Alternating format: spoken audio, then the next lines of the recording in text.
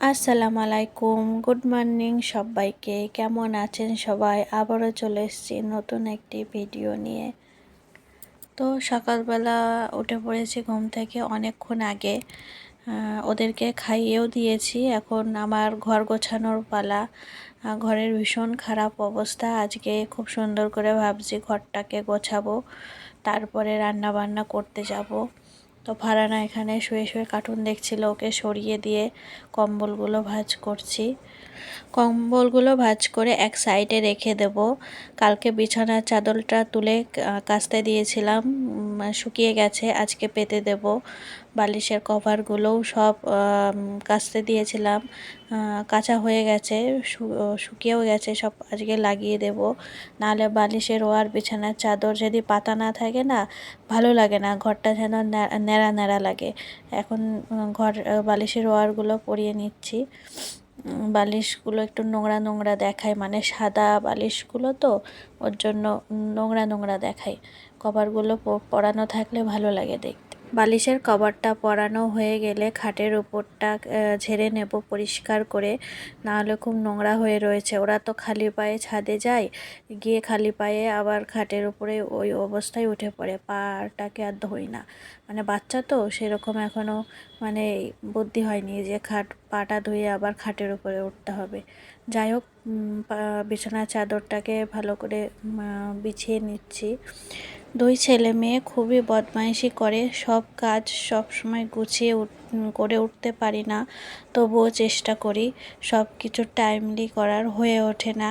তারপরে এখন ছোটোবেলা, সব কাজ গুছিয়ে উঠতে অনেকই দেরি হয়ে যায়, মানে দিন শেষ হয়ে যায়, কাজ শেষ হয় না। এই যে আমার ঘর গোছানো হয়ে গেছে, এখন আমি রান্না করতে যাব। ফারহানা সকালে স্কুল গিয়েছিল, ওই যে 9টার সময় এখন ছেড়ে দেয়। তো তারপরে এসে দুধ বিস্কুট খেয়েছে, খোকাও খেয়েছে, আমিও একটু চা করি। চা না খেলে একটু গরম পানি করে খাই। এই যে এখানে দেখি ওর পাপা কখন মাছটা রেখে গেছে আমাকে বলে যায়নি, মাছ আর দুধ রেখে গেছে।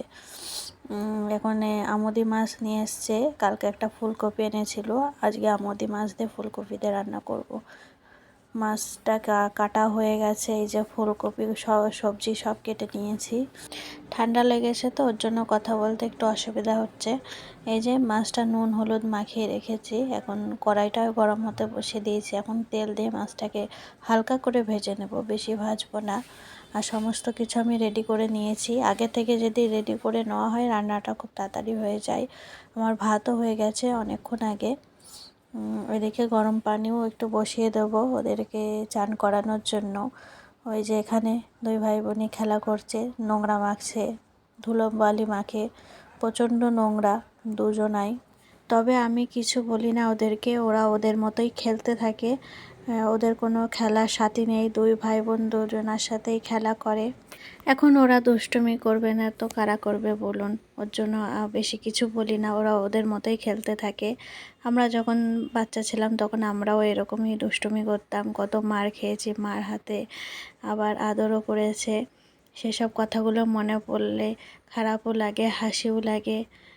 কত স্মৃতি মনের খাতায় জমা হয়ে আছে। এই যে তেলটা গরম হয়ে গেছে, এখন মাছগুলোকে ছেড়ে দেব তেলের মধ্যে। আর কড়াইটা না অনেক দিনের পুরনো, ওর জন্য কালো হয়ে রয়েছে।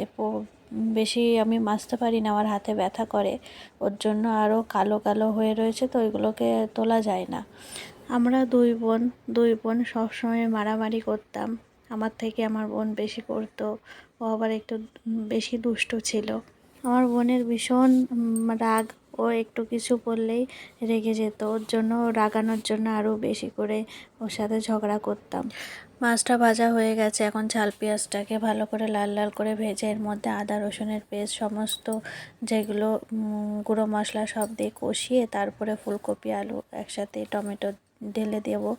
কষিয়ে কষিয়ে অনেকক্ষণ কষিয়ে তারপরে ঝোল দিয়ে দিয়েছি, দিয়ে এখন মাছগুলোকে দিয়ে দিচ্ছি, দিয়ে অনেকক্ষণ চাপা দিয়ে রেখে দেবো যাতে সব কিছু বেশ সুন্দরভাবে গলে যায়। আমি এইভাবেই রান্নাটা করি। আমি রান্না বান্না সেরকম পারতাম না, বিয়ের পর সব একটু একটু করে শিখেছি মার কাছ থেকে, দাদির কাছ থেকে।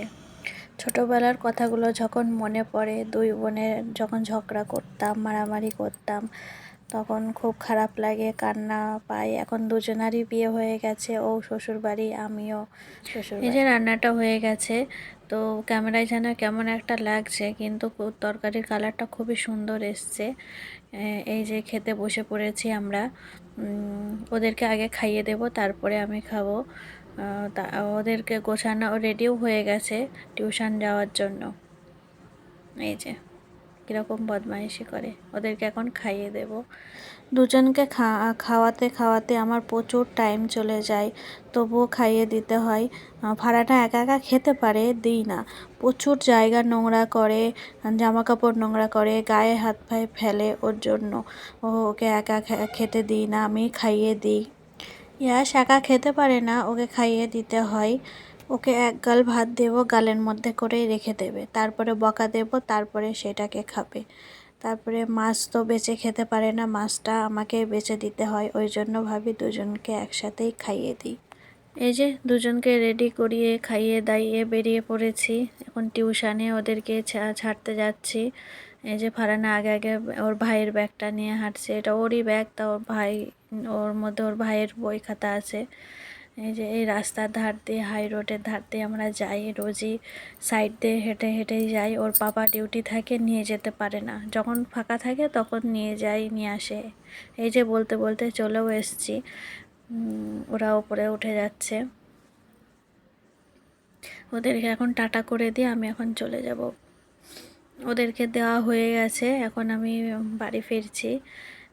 এখানে একটা ফুল গাছ আছে খুব সুন্দর, এর আগের একটা ব্লগে আমি দেখিয়েছিলাম।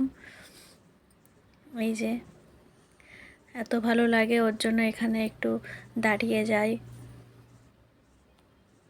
এখন আমি রেস্ট করব বাড়ি গিয়ে, আর কোনো কাজ নেই, সব হয়ে গেছে। তারপরে আবার 6টার সময় ওদেরকে আনতে যাব। আমি এখন বাড়িতে যাব না, ওর পাপার ওখানে যাব, ওখানেই বসে থাকবো। একা একা বাড়িতে গিয়ে ভালো লাগে না। এই যে 6টার সময় চলে এসছে ওদেরকে আনতে, ওদেরকে একটু পরেই ছাড়বে। তো আজকের ভিডিওটা এই পর্যন্তই। ভালো লাগলে লাইক কমেন্ট শেয়ার করবেন। সবাই ভালো থাকবেন, সুস্থ থাকবেন। খোদা হাফিজ, টাটা।